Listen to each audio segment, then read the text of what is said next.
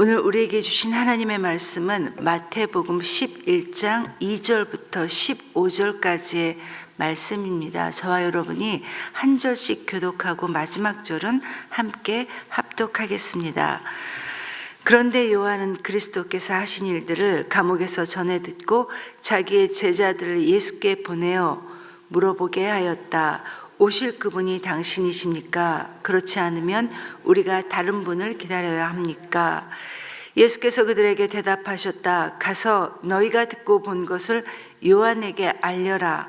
눈먼 사람이 보고 다리 저는 사람이 걸으며 나병 환자가 깨끗하게 되며 듣지 못하는 사람이 들으며 죽은 사람이 살아나며 가난한 사람이 복음을 듣는다. 나에게 걸려 넘어지지 않는 사람은 복이 있다. 이들이 떠나갈 때 너희는 무엇을 보러 광야에 나갔더냐? 바람에 흔들리는 갈대냐? 아니면 무엇을 보러 나갔더냐? 화려한 옷을 입은 사람이냐? 화려한 옷을 입은 사람은 왕궁에 있다. 아니면 무엇을 보러 나갔더냐? 예언자를 보려고 나갔더냐? 그렇다. 내가 너희에게 말한다. 그렇다. 그는 예언자보다 더 훌륭한 사람이다. 이 사람을 두고 성경에 기록하기를 보아라. 내가 내 심부름꾼을 너보다 앞서 보낸다. 그가 내 앞에서 내 길을 닦을 것이다 하였다. 내가 진정으로 너에게 말한다. 여자가 낳은 사람 가운데서 세례자 요한보다 더 큰 인물은 없었다. 그런데 하늘나라에서는 아무리 작은이라도 요한보다 더 크다. 세례자 요한 때로부터 지금까지 하늘나라는 힘을 떨치고 있다. 그리고 힘을 쓰는 사람들이 그것을 차지한다. 모든 예언자와 율법서는 요한에 이르기까지 하늘나라가 올 것을 예언하였다. 너희가 그 예언을 기꺼이 받아들이려고 하면 요한, 바로 그 사람이 오기로 되어 있는 엘리야이다. 들을 귀가 있는 사람은 들어라. 아멘. 여러분, 우리 인간이 하나님이 존재하시는지, 이 하나님의 존재와 하나님의 전능하심을 부정할 때 가장 많이 하는 질문이, 만약 하나님이 존재하신다면, 그리고 그 존재하신 하나님이 진짜 전능하시다면 왜 이런 억울한 일들이, 왜 이런 말도 안 되는 일들이 일어나는가 하는 이런 질문들일 것입니다. 꽤 오래전부터 유난히 자살 소식들이 참 우리 주위에 많이 들려집니다. 그리고 시대가 시대인지라 많은 사람들이 경제적인 문제로 자녀들을 동반하는 이런 극단적인 선택을 하는 경우가 종종 우리 가운데 많이 일어나고 있습니다. 지난달인 1월에도 충남 태안에서 당뇨병을 앓고 있었던 어떤 딸의 치료비와 생활비 등등 이 경제난에 허덕였던 부모가 그 아픈 아이와 함께 이 세 가족이 극단적인 선택을 했다는 이런 뉴스를 보면서 얼마나 가슴이 아팠는지 모릅니다. 물론 그 부모의 생각은 자기네들이 무능해서 경제력이 없어서 딸의 치료도 충분히 해주지 못하는 이 상황에서 이렇게 힘들게 산다는 것이 뭘까? 또 내 딸은 무슨 죄를 타고 태어났을까? 그 삶의 무게가 너무 무거워서 그래서 같이 동반 자살을 했는지는 모르겠지만 그래도 그건 아닌 것 같습니다. 그리고 이 가슴 아픈 사실은 이런 일들이 심심치 않게 우리 주위에 지금도 여전히 일어나고 있다는 사실입니다. 여러분, 세상 사람들은 이런 충격적인 상황들과 연관시켜서 하나님의 전능하심에 대해서 많은 의문들을 던지고 있습니다. 그리고 우리 역시도 이런 질문을 하는 사람들에게 과연 어떻게 대답해 줘야 하는지 당황할 때가 참 많이 있습니다. 그러나 여러분, 우리가 이런 힘든 상황을 놓고 이렇게 생각한다는 것은 우리의 작은 생각으로 하나님을 제한하는 것이 될 수도 있다는 사실을 우리는 잊지 말아야 할 것입니다. 내가 옳다고 생각하는 일에 상식적으로 이렇게 돼야 해야지, 이렇게 억울한 일이 없어야지 라는 내 생각에 우리 하나님을 우리가 동원한다면 그것은 우리의 작은 틀 속에 크신 하나님, 광대하신 하나님을 가두고 마는 그런 격이 된다는 이야기입니다. 여러분, 우리 하나님은 우리가 생각하는 것과는 비교도 할 수 없을 만큼 크고 광대하신 분이 바로 우리 하나님 아버지십니다. 유치원이나 초등학교에 다니는 아이가 자기 부모의 생각이나 그 행동들을 완전히 이해하는 것이 불가능한 것처럼 단지 참과 거짓을 구분할 줄 안다고 해서 우리 인생을 바르게 살 수 있다는 것이 아니라는 이야기입니다. 우리 모두가 늘 경험하고 있듯이 우리 인생에는 그러한 것들을 훨씬 뛰어넘는 그러한 것들이 많이 있기 때문입니다. 오늘 본문에 등장하는 인물이 바로 여러분 세례 요한입니다. 이 세례 요한은 주님께서 이 땅에 오시는 길을 위해 특별하게 준비된 사람이 바로 이 세례 요한이었습니다. 그래서 그가 세례를 베풀 때 요한복음 1장을 보니까 유대인들이 그에게 사람들을 보냅니다. 제사장과 레위인들을 이 요한에게 보내서 이렇게 질문합니다. 도대체 당신이 누굽니까? 라고 물었을 정도로 사람들에게 당시 존경을 받았던 사람이 바로 이 세례 요한이었습니다. 그리고 이 질문에 요한이 대답하기를 나는 그리스도도 아니고 선지자도 아니고 또 엘리야도 아니다. 오래전 구약성경 그 선지자 이사야가 그 오래전에 예언했던 것처럼 난 단지 주의 길을 곧게 하려고 주의 길을 평탄케 하려고 광야에서 외치는 자의 소리에 불과한 사람이 바로 나다라고 정확하게 자기가 누군지를 그들에게 소개했습니다. 그리고 이 말을 하고 나서 그 바로 뒤인 요한복음 1장 29절을 보면 세례 요한이 예수님에 대해 이렇게 증거하고 있습니다. 보라, 세상 죄를 지고 가는 하나님의 어린 양이로다. 즉 예수님은 하나님께서 보내신 우리를 구원하러 오신 세상 죄를 지고 가는 어린 양입니다 라고 정확하게 예수님에 대해 알고 있었던 사람이 바로 이 요한이었습니다. 당시 여러분 이스라엘 백성들이 그렇게 기다리고 고대했던 이 메시아는 다윗처럼 다윗 왕과 같은 그런 힘을 가진 왕이 나타나서 자기네들을 로마의 이 압제로부터 해방시켜서 정치적인 독립을 이룩하고 또 자기네들이 겪고 있는 이 경제적으로 겪고 있는 이 어려움을 회복하는 그런 힘 있는 메시아를 이스라엘 백성들은 기다리고 있었지만 그러나 이 세례 요한만큼은 그 모든 사람들이 이해하고 있었던 힘 있는 메시아로 주님을 이해하고 있었던 것이 아니라 죄로부터 우리를 구원하러 오신 속죄의 양이시다라는 사실을 이미 알고 있었던 사람이 바로 세례 요한이었습니다. 제 개인적인 생각으로 성경에서 가장 겸손한 사람을 꼽아라 라고 한다면 저는 주저없이 이 세례 요한을 꼽습니다. 여러분 이 세례 요한은 주님이 오시기 전까지 많은 이스라엘 백성들에게 하나님의 나라를 전파하면서 회개하라 이 회개의 메시지를 촉구했던 사람이 바로 이 세례 요한이었습니다.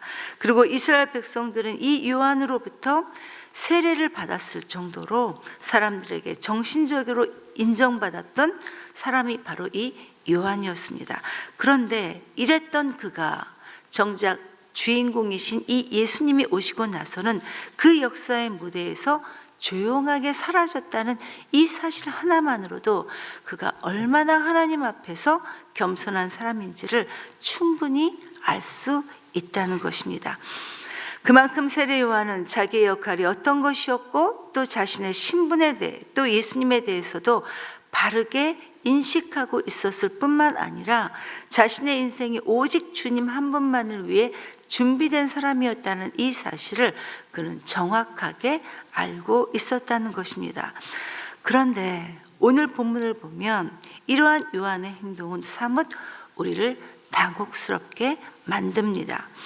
요한은 분봉왕이었던 이 로마의 앞잡이 헤롯 안티파스가 자신의 이복 동생 아내였던 이 헤로디아를 자기 아내를 취함으로써 즉 불륜을 저질렀던 것을 정죄함으로써 감옥에까지 가게 되었는데 정작 메시아라고 생각했던 이 예수님은 이 불의한 일에 감옥까지 가게 된 이 자신에 대해 아무 반응도 없었던 예수님이 개인적으로 서운했을 뿐만 아니라 이 불의한 사람들을 그냥 그대로 방치하고 그냥 그대로 두고 있었다는 점에서 정말 예수님이, 이 예수라는 사람이 하나님이 보내셨나? 라는 예수님의 메시아로서에 대한 이 정체성에 대해 지금 질문과 의문을 던지고 있었다는 것입니다. 그리고 예수님은 이 세례 요한의 의문들에 대해 두 가지의 답을 말씀하십니다. 첫 번째로 예수님은 구약 성경을 인용하셨습니다. 즉 예수님이 그동안 그렇게 예언되었던, 구약의 선지자들이 예언했던 바로 그 메시아가 맞다라는 이 말씀과 함께 또 동시에 지금 예수님께서는 그 선지자들이 예언된 대로 그대로 행하고 계신다는 것을 요한의 제자들에게 답변을 하신 것입니다. 성도 여러분, 예수님의 이러한 대답은 우리에게도 역시 우리의 삶에서 일어나고 있는 많은 신앙적인 질문들, 많은 삶의 문제들에 대해서 우리가 어떻게 해결해야 될지를 우리에게도 역시 알려주고 있다는 것입니다. 제일 먼저는 하나님의 말씀입니다. 우리가 이 하나님의 말씀을 날마다 깊이 읽고 묵상하게 되면 하나님이 내게 어떤 분이신지, 하나님의 성품과 하나님의 선하심을 매일매일 조금 더 확실하게 알게 됩니다.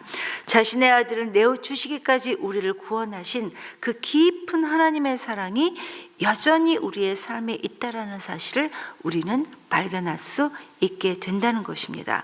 그리고 또 다른 한 가지는 그동안 우리가 살아가고 있는 그 동안에 주님께서 우리의 삶에서 행하셨던 놀라운 일들, 우리에게만 경험할 수 있게 하신 이 놀라운 일들을 발견하게 된다는 것입니다.